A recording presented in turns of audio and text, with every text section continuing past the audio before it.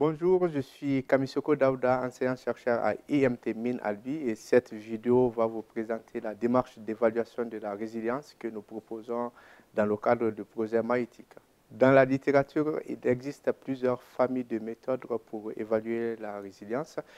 D'une part, nous avons la famille des méthodes qualitatives, d'autre part, nous avons la famille des méthodes quantitatives.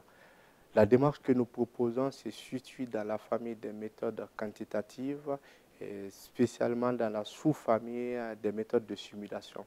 Dans cette famille, on part généralement d'un indicateur de performance du système. Il y a un événement redouté qui survient et on simule le comportement du système vis-à-vis de cet indicateur de performance.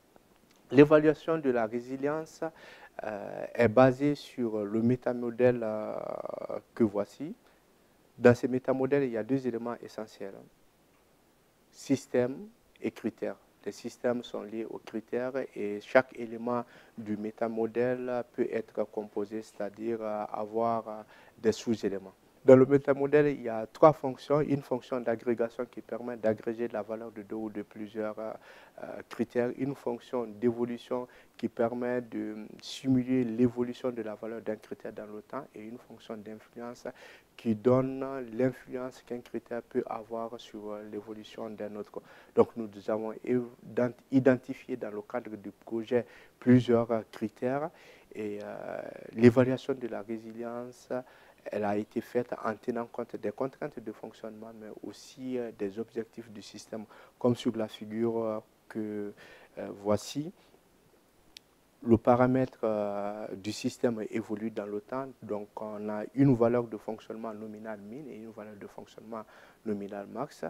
Et il y a également une limite maximale et une limite minimale à ne pas dépasser.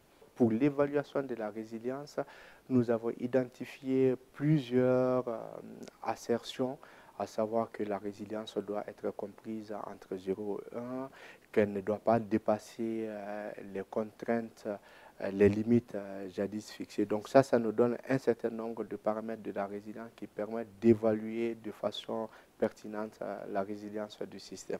Donc notre proposition a été appliquée à un cas d'étude.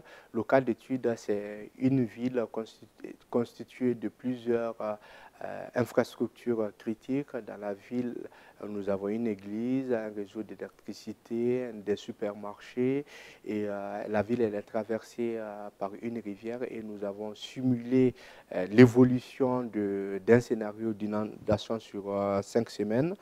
Donc cette simulation nous a permis d'identifier les points critiques de la ville et de dégager des actions préventives et correctives à mettre en œuvre. Avec le modèle d'évaluation de la résilience que nous proposons dans ces projets, il est possible d'évaluer la résilience de n'importe quelle infrastructure critique de façon continue et de tenir compte de plusieurs dimensions dans cette évaluation.